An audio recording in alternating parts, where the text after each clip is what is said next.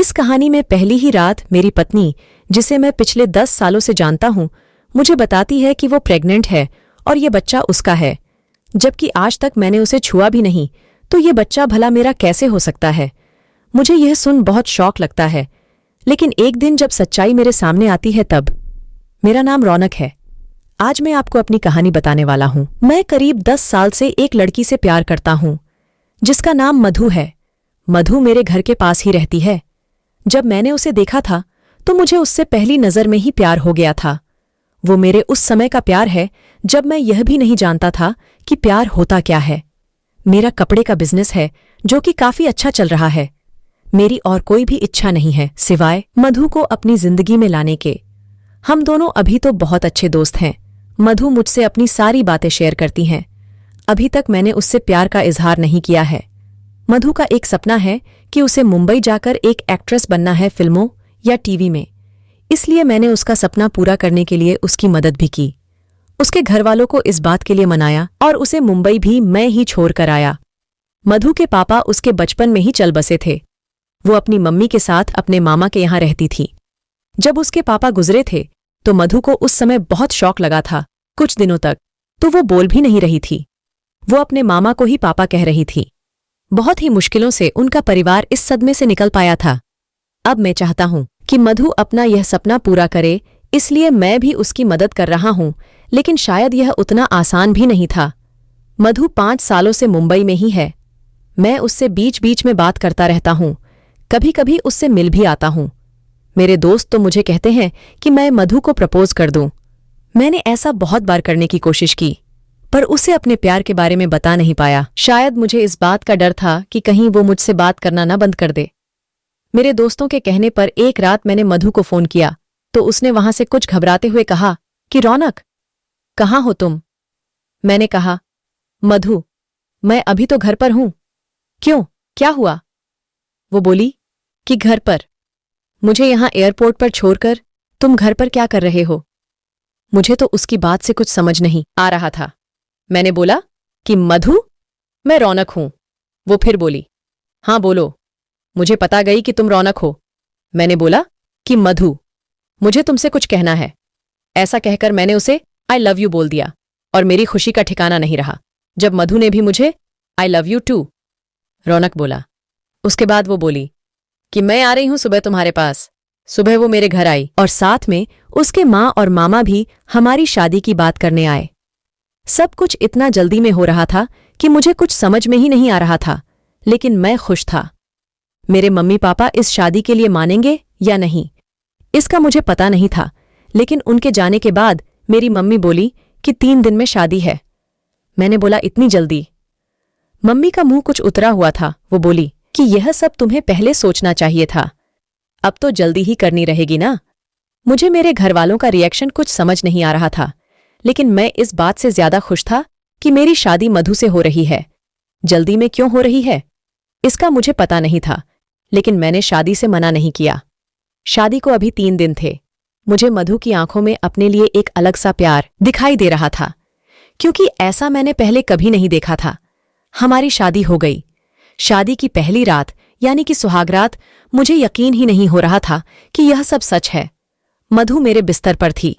मेरे कमरे का दरवाजा लगाते ही वो उठकर मेरे पास आई और आकर मुझसे कहा कि तुम्हें किसी ने कुछ बताया तो नहीं? मैंने कहा कि क्या? मधु बोली कि मैंने ही सबको मना किया था कि ये बात तुम्हें न बताए, क्योंकि ये खुशखबरी मैं खुद तुम्हें बताना चाहती थी। और फिर उसने मुझे जो बताया वो सुनकर मेरे सर पर जैसे आसमान ही गिर गया। वो बोली कि वो प्रेग्नेंट है और ये बच्चा मेरा है। ये बोलते वक्त उसकी आंखों में आंसू थे। ये बोलकर वो मेरे गले से लग गई। लेकिन ये कैसे हो सकता है? ये पहली बार था जब हम लोग गले लग रहे थे, तो यह बच्चा मेरा कैसे हो सकता था? और मधु मुझसे झूठ क्यों बोल रही है? उस रात को मधु मेरे कंधे पर सर रखकर सोई और ना जाने क्या क्या बातें कर रही थी। पर मेरा तो बुरा हाल था, लेकिन अब तक मुझे बस इतना ही समझ आया था कि यह शादी इतनी जल्दी में क्यों की गई है, क्योंकि मधु ने सभी को यह बताया होगा कि यह बच्चा मेरा है। इसलिए घरवालों ने शादी के लिए इतने जल्दी में हाँ कर दिया। मेरा प्यार मधु के लिए बहुत था, लेकिन अब मुझे ऐसा लग रहा था कि मैं बेवकूफ बन गया। पर मधु जब भी यह बोलती तो उसकी आंखों में सच्चाई ही रहती।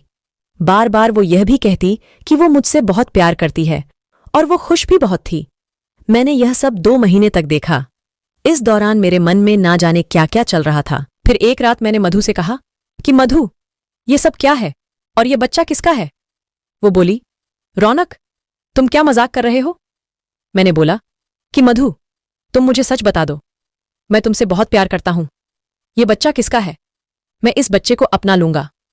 मेरी बात सुनकर वो रोने लगी और बोली कि तुम क्या बोल रहे हो? मुझे ऐसा समझते हो? कहना क्या चाहते हो तुम? यह तुम्हारा नहीं है। उस रात मेरे सब्र का बांध टूट गया और मैंने मधु को गुस्से में घर से जाने को कह दिया। मधु उसी समय अपने घर रोते हुए चली गई। हमारे घरों में यह बात पता चल गई थी। मधु मेरे प्यार का फायदा उठा रही थी। फिर एक दिन जब मधु अपने घरवालों के साथ डॉक्टर के पास गई थी, तब एक औरत करीब 55 साल की मधु का पता पूछने मेरी दुकान पर आई। मैंने बोला कि वो उसका घर है, पर अभी वो यहां है नहीं। मैंने उससे पूछा कि आपको उससे क्या काम है? वो बोली कि मैं उस रात मधु के एयरपोर्ट से उस दुर्घटना के बाद अचानक चली गई। मैं उससे ये पूछना चाहती थी कि वो अब ठीक तो है ना? मैंने उस औरत से पूछा कि कैसी दुर्घटना? वो बोली कि उस रात मेरे बेटे रौनक का एक्सीडेंट हो गया था। मैंने पूछा, रौनक? वो बोली, हाँ, मेरा बेटा रौनक और मधु एक दूसरे से प्यार करते थे और वो दोनों शादी करने वाले थे। मधु के साथ मैं और रौनक मधु के घर उसकी शादी की बात करने आ ही रहे थे कि रोड क्रॉस करते वक्त मुझे बचाने के लिए मेरा बेटा एक बस के नीचे आ गया। एक्सीडेंट इतना भयानक था कि वो उसी समय चल बसा। मधु उसी समय पता नहीं किससे फोन पर बात करके वहां से चली गई। मैं तो बस यह देखने आई थी कि वो ठीक है ना। अब मुझे सब समझ में आ गया था।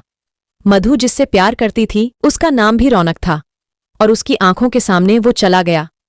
इस बात से उसको इतना सदमा लगा है कि वो इस बात को मानने को तैयार नहीं है। वो इस समय सदमे में है और मुझे ही रौनक मान रही है, जैसे बचपन में अपने मामा को पापा मान रही थी। शायद इसीलिए उसकी आंखों में सच्चाई दिखाई दे रही थी। मैंने भी ठीक उसी समय उसे फोन किया था और उसे प्रपोज किया था। शायद इसीलिए वो इस तरह से बात कर रही थी। उसकी आंखों में जो प्यार है वो इस रौनक के लिए नहीं बल्कि उस रौनक के लिए है। मैंने उन्हें मधु से मिलने नहीं दिया और उन्हें कहा कि आप जाइए, मैं उसका पति हूं और मैं उसका ख्याल रख लूंगा। मैं नहीं चाहता था कि मधु को सब कुछ याद आ जाए और वो दुखी हो जाए। मधु जब घर आई तो मैं उसके पास गया और उससे सॉरी बोला। वो मुझे देख रोने लगी और बोली कि तुम्हें इस हालत में मुझे खुश रखना चाहिए और तुम मुझे रुला रहे हो। उसको रोता हुआ देख मुझे भी रोना आ गया। मधु की इस हालत पर मुझे समझ नहीं आ रहा था कि अब मैं क्या करूं। मधु को मैं झूठा कह रहा था, लेकिन मुझे यह नहीं पता था कि वो सच को मान नहीं रही है। मैंने मधु को मनाया और अपने साथ उस वापस अपने घर ले आया। अब मैं उसे अकेला नहीं छोड़ सकता था, क्योंकि मैं जानता हूं कि वो मुझसे नहीं उस रौनक से प्यार करती थी, जो कि अब इस दुनिया में नहीं है। लेकिन मैं तो उससे प्यार करता हूं और अभी उसे इस हालत में अकेला नहीं छोड़ सकता। मधु भी मेरी है और उसका बच्चा भी। अब बस मैं यही चाहता हूं कि मधु खुश रहे। आगे क्या करना है, कैसे उसे इससे बाहर निकालना होगा, यह सोचने का विषय है। पर मुझे यह विश्वास है कि मेरा प्यार मधु को कुछ नहीं होने देगा। दोस्तों, आपको मेरी ये आज की स्टोरी कैसी लगी? कृपया कमेंट में हमें ज़रूर बताएं और ऐसी ही इंटरेस्टिंग स्टोरी को सुनने के लिए प्लीज़ इस चैनल को लाइक, शेयर और सब्सक्राइब करना ना भूलें। मिलते हैं नेक्स्ट स्टोरी के साथ।